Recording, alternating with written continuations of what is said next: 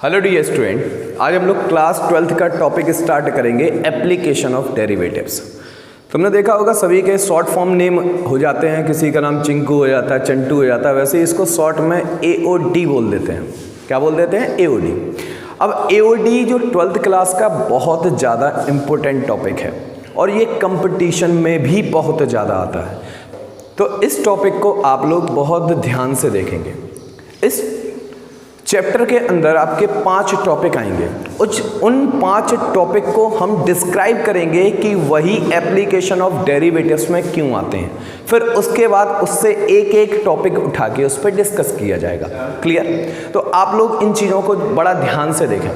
तो जो application of derivatives है, सबसे पहले आप डिफरेंशिएशन की डेफिनेशन समझें। क्या होता है? A rate change of any function, a rate change of any function, change of any function is called differentiation, is called differentiation।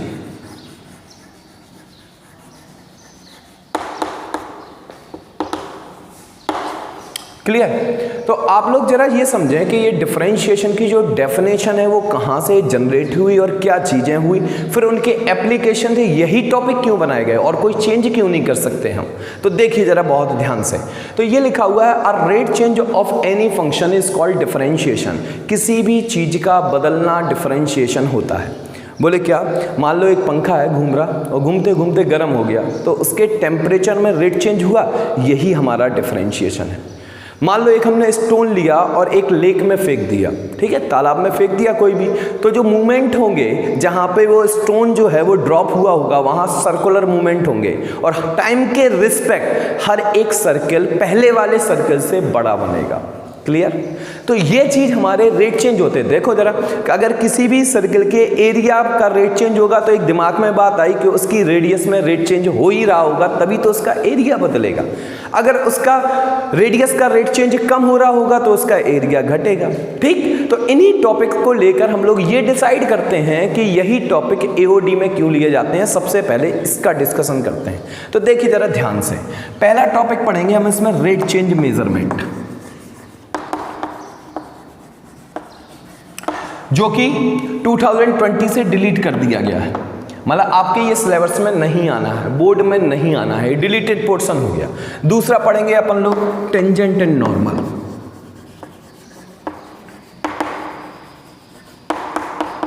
इनके सीक्वेंस से कोई मतलब नहीं होता कि पहले कौन सा बाद में कौन सा।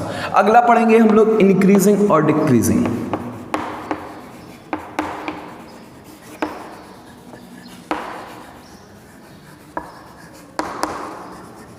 अगला पढ़ेंगे हम अप्रोक्सीमेशन। ये भी आपके 2020 के सिलेबस से डिलीट कर दिया गया, 20 to 21 में ये नहीं आएगा अप्रोक्सीमेशन। क्लियर? अगला पढ़ेंगे हम, जो DE पार्ट आया वो आया मैक्सिमा एंड मिनिमा। ये बहुत इंपॉर्टेंट पार्ट है, मैक्सिमा एंड मिनिमा। चलिए देखते हैं। जो डिलीटेड पोर्शन भी हैं उनको भी हम थोड़ा ध्यान से देख लेंगे, क्योंकि आगे कॉम्पिटिटिव एग्जाम में ये बहुत ज़्यादा पूछे जाते हैं, तो इन पर थोड़ा सा डिस्कस कर लेते हैं। ठीक है? तो देखिए जरा, पहला है रेट चेंज। तो आपको पता है definition of differentiation, the rate change of any function is called differentiation. इसीलिए जो रेट चेंज मेजरमेंट है वो एप्लीकेशन ऑफ डेरिवेटिव्स में आया। किस में आ गया? एप्लीकेशन ऑफ डेरिवेटिव्स में। क्यों आया? आंसर देते हैं। इसमें क्वेश्चन किस टाइप के होंगे, ठीक है, और कैसे इनका मोमेंटम शिफ्ट करेंगे हम, क्या चीजें होंगी, वो चीज हम आपको ध्यान से सुनना, वो चीज हम आपको क्लियर करते हैं कि ये टॉपिक AOD में क्यों लिया गया। तो देखिए जरा, रेट चेंज का मतलब क्या है? हमने जैसे मान लो एक लैडर लगा दी, ठीक, और उसको हमने पुल्ड कर दिया, यानी खिसका दिया। तो जरा बताइए, ये लैडर, ये पूरी डिस्टेंस है y, ये हो गई आपकी पूरी डिस्टेंस हो गई x, ये लैडर लगी हुई, ये हमने यहां से पुल्ड करी, खींची। क्लियर? तो काहे का रेट चेंज हुआ? किसका रेट चेंज हुआ? x का रेट चेंज हो गया, यानी x जो है वो शिफ्ट हो गया। क्लियर, यानी जो जो इसका बेस है वहां पे हमने इसको पुल्ड कर दिया। क्लियर, आगे बात समझ में? तो रेट चेंज किसका हुआ? एक्स। बोले सर बाई का भी तो होगा। अगर एक्स को पुल्ड करेंगे मींस इस बॉटम को पुल्ड करेंगे तो एक्स के रेट चेंजेस से बाई का रेट चेंज हो जाएगा, ये डिक्रीज हो जाएगा। क्लियर। एक अभी हमने आपको एग्जांपल दिया था स्टोन वाला, तो स्टोन वाला क्या था? स्टोन लिया और हमने किस में फेंक दिया? एक लेक में फेंक दिया। तो मोमेंटम कैसे आया? सर्कुलर मोमेंटम आए। एक पहले छोटा सर्कल, ये स्टोन गिरा और ऐसे मोमेंटम स्टार्ट हो गए। क्लियर। तो किसका रेट चेंज हो रहा? बोले सर रेडियस का। तो इसका किसका रेट चेंज हो जाएगा? एरिया का रेट चेंज हो जाएगा, यानी हर एक सेकंड एक नया एरिया आएगा। नाम लग गया रेट चेंज, यानी ये किसके अंदर आएगा? डिफरेंशिएशन के अंदर। इसीलिए ये एप्लीकेशन ऑफ डेरिवेटिव्स के अंदर आता है। क्लियर, आगे बात समझ में? उसके बाद आया टेंजेंट और नॉर्मल। तो सबसे पहले कुछ चीजें समझाते हैं हम लोग टेंजेंट और नॉर्मल के बारे में। तो टेंजेंट की definition, a line which is passing through a single point of curve, a single point of curve, it is called tangent.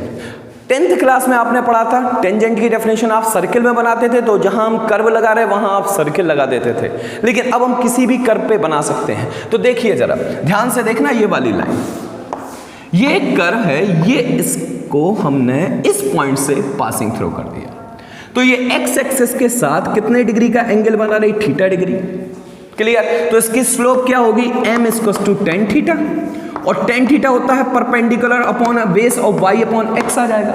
तो m इक्वल टू, देखो जरा ये रेशियो ही तो स्लोप है।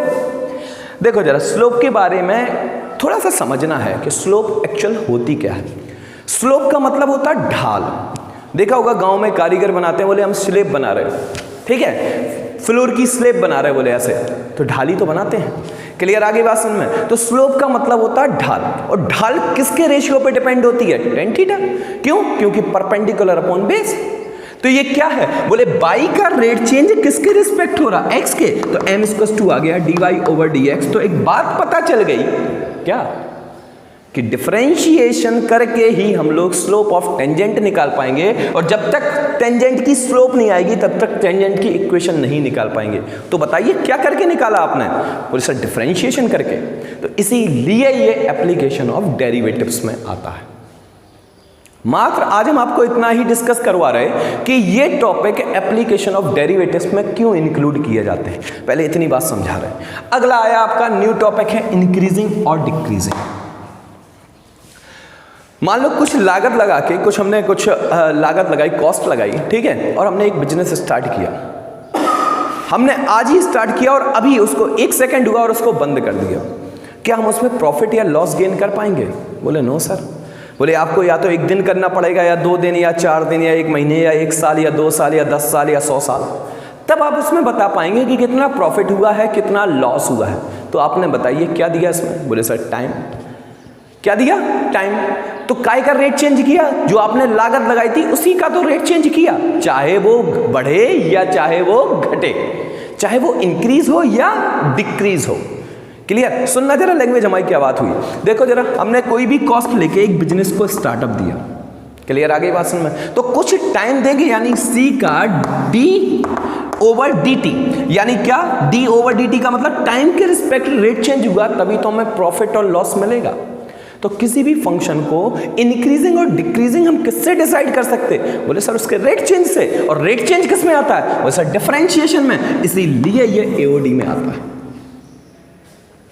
इसीलिए ये एओडी में आता है। एक और लाइन खत्म हो गई, ठीक। और दूसरी लैंग्वेज में बात करें इंक्रीजिंग और डिक्रीजिंग, थोड़ा ग्राफिकली समझते हैं कि एक्चुअल होती क्या चीजें हैं ये। तो देखिए जरा, ये मैंने एक ग्राफ बनाया, ये ऐसा गया और ये ऐसा आया। तो बताइए इस पॉइंट से और इस पॉइंट तक ये लगातार इंक्रीज ही तो होगा। क्लियर? तो इसका क्या चेंजमेंट हो रहा? बोले सर रेट चेंज हो रहा ना, इसी वजह से तो ये रेट चेंज हो रहा, इसी वजह से तो हमें पता चल रहा है ये इंक्रीज हो रहा। और इस पॉइंट से ये मैक्सिमम पॉइंट आ गया, इस पॉइंट तक गया तो ये डिक्रीज होना स्टार्ट हो गया। क्लियर? आगे बात सुन में? तो यहां पे भी क्या हुआ? रेट चेंज हुआ। और रेट चेंज किस में होता है? बोले सर डिफरेंशिएशन में, इसीलिए ये एओडी में आता है। क्लियर बात? अभी हम ये बता रहे हैं ये टॉपिक एक्चुअल एओडी में क्यों आते हैं, वो चीज समझाते हैं, ठीक। इंक्रीजिंग और डिक्रीजिंग खत्म हो गया। अब आया एप्रोक्सीमेशन। एप्रोक्सीमेशन का मतलब क्या है? हमने पूछा आपसे स्क्वायर रूट ऑफ 4, आपने क्या दिया 2। Square root of 4। तो आपने बोल दिया, बोले सर 2।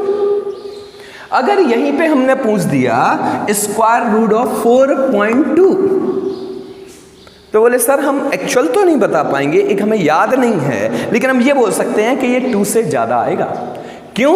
क्योंकि इसकी न्यूमेरिकल वैल्यू 2 से ज्यादा है, सॉरी 4 से ज्यादा है। स्क्वायर रूट जो है वो 4 से ज्यादा है, इसीलिए इसका स्क्वायर रूट 2 से ज्यादा आएगा। तो क्या लाइन पता चली? बोले नंबर में क्या हुआ? रेट चेंज यानी बदलाव। तो उसकी जो वैल्यू आएगी उसमें भी क्या आएगा? रेट चेंज यानी 2 पॉइंट कुछ आ जाएगा, समथिंग समथिंग समथिंग आ जाएगा। क्लियर? आगे बात समझ में? तो इसमें भी क्या लग गया? बोले रेट चेंज, ये बदला है ना। क्लियर? तो ये भी किस में आएगा? आपका एओडी में, यानी एप्लीकेशन ऑफ डेरिवेटिव्स में। सबसे मेन पार्ट है आपका मैक्सिमा और मिनिमा। इस चीज को जरा ध्यान से देखते हैं जरा, ठीक? तो पहले मैक्सिमा और मिनिमा से हम लोग समझाते हैं कुछ चीजें। मैक्सिमा और मिनिमा का मतलब होता है किसी भी फंक्शन की मैक्सिमम वैल्यू और किसी भी फंक्शन की मिनिमम वैल्यू, किसी भी फंक्शन की मैक्सिमम वैल्यू और किसी भी फंक्शन की।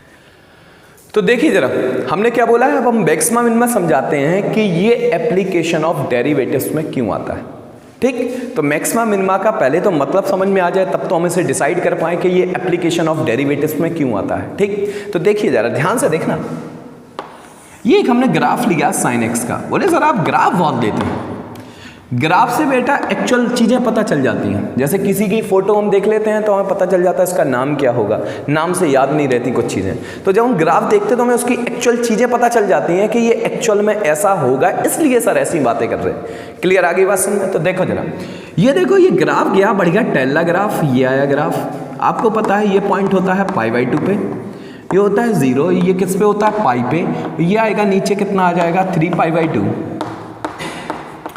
ये आ गया आपका 2π।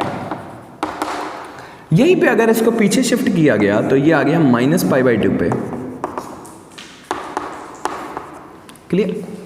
इसकी जो मैक्सिमम वैल्यू आई वो बोले सर 1 पे आई, मिनिमम वैल्यू आई वो -1 पे आई। क्लियर? ये बात पता चल गई। तो एक बात बताओ, अगर मुकेश अंबानी जैसे एक एग्जाम्पल ले लिया जाए, अगर वो मेहनत ना करें तो वो अपनी जितनी उनकी संपत्ति है क्या उसको इंक्रीज कर सकते हैं? बोले नहीं सर, उनकी एक जो फिक्स कॉस्ट होगी, अगर वो उसे फिक्स कर दें कि हमारे पास बहुत पैसा हो गया अब हम खर्च करना स्टार्ट करेंगे, तो वो क्या उनकी इंक्रीज होगी? नहीं, बोले सर डिक्रीज होगी। यानी वो भी एक टाइप का रेट चेंज है।